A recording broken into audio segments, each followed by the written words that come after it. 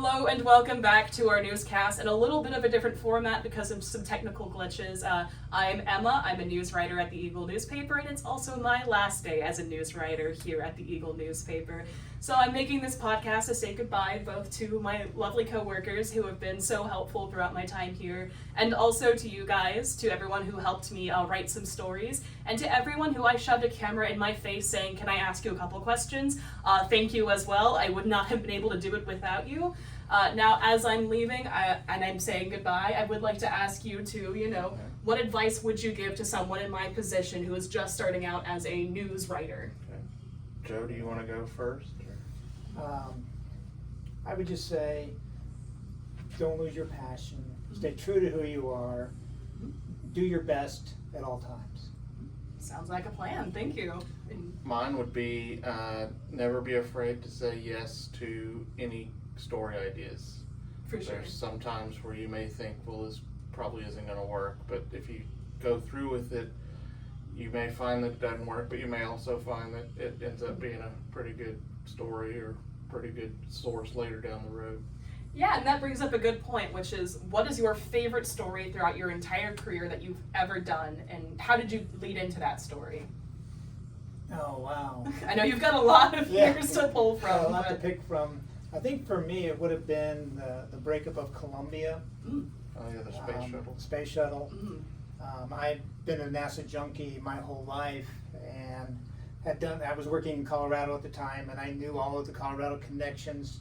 I was good friends with Vance Brand, who had piloted it. And, I was the only person on duty the day it went down. It was a Saturday, and I rushed in and spent the whole day working like crazy, pulled together all of my Colorado connections, and ended up putting out a package of stories that was better than the Denver Post and Rocky Mountain News. So I was really proud of that. For sure. Mine, wow, I don't have nearly as many decades as Joe, but I've packed a lot of cool stories. I would probably say getting to do the Willie Nelson 4th of July picnic in 2014. Yeah, 2014. And that one was just from when I worked in Helotes. I was the music writer and sports editor. So that was a lot of, sometimes not so much overlap in those two genres, but both of them were something like I had Fridays pretty much booked because I was either at a concert or a sporting event. But through doing the music scene, I'd gotten to know the musician Johnny Bush, which Joe probably knows his music, and he and Willie Nelson had come up together, and he actually had written, Johnny Bush had written the song Whiskey River, and he was proud that he still made money every time Willie Nelson sang it. And so he called me in early June of 2014, and I'd done a couple of stories on him, and he liked them enough that he called me and said, "What are you doing 4th of July weekend?" And I said, "I have nothing planned at the moment." And he said, "Would you like to be my media person for the Willie Nelson 4th of July picnic?" And after I picked myself up off the floor from shock, I said, "I think I can do that." And so I was put on his approved media list, and so I had a backstage pass, and also it was at Billy Bob's in Fort Worth. And there were only a few people that got access to the air conditioning in Billy Bob's.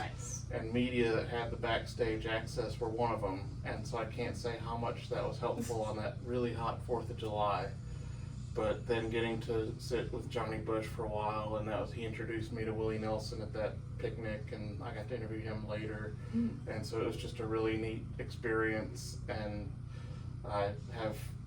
I told friends, I said, that kind of ruined me on music festivals, because once you cover one, it's hard to go as a civilian, because you're like, I used to be able to access the air conditioning. And I think that our favorite stories are oftentimes very different than our most popular stories, because as I'm leaving the Eagle newspaper, my most popular story to date is the Trader Joe's story I wrote almost, I think, 2 years ago in 2023 about College Station campaigning for a new Trader Joe's, even though my favorite story was absolutely not that one. Yeah, what is your favorite story? Oh gosh, I loved being able to talk to Richard Thomas, who played Atticus Finch in To Kill a Mockingbird when it came to Opus, and he's also Wally Boy in the Waltons way back, you might know.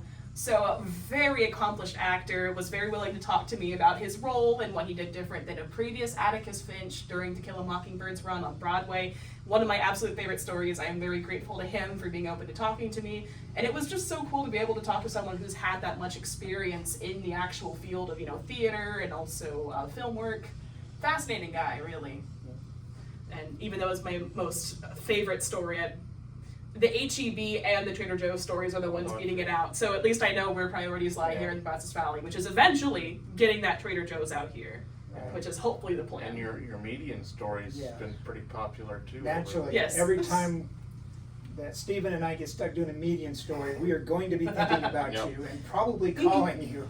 Feel free to use any of the stories I have written, any of the resources that I have. We will. And trust me, I think medians will also be my swan song story that I am working on today here as my last day. So not even I can escape it in my real life or in the journalism world. If there is a professor on medians at Texas A&M, I will let you both know. We appreciate it. And I'm sure somewhere out there, someone's done some very specific research. I'm sure. And if they did, it would be at A&M. Most definitely. All right, well, thank you guys once again for talking to me today and, for celebrating my last day here at the Eagle. It's been an honor to work with both of you, and I know I'm leaving the Eagle in good hands. Well, thank And you. Emma, we've been honored and pleased to work with you. Yeah. You've always been refreshing and intelligent and thoughtful, and it's been great to be able to rely on you as a source or a resource. Thank you. And we're going to miss it, and we wish you all the best at Yeah. A&M. They're getting a good person. I appreciate it once And again. they've got a school full of good people, and how many more good people can they have? There's certainly a pipeline from the Eagle newspaper to Texas A&M for sure. So, well, best of luck to you, and maybe we'll make a field trip on a Eagle visit.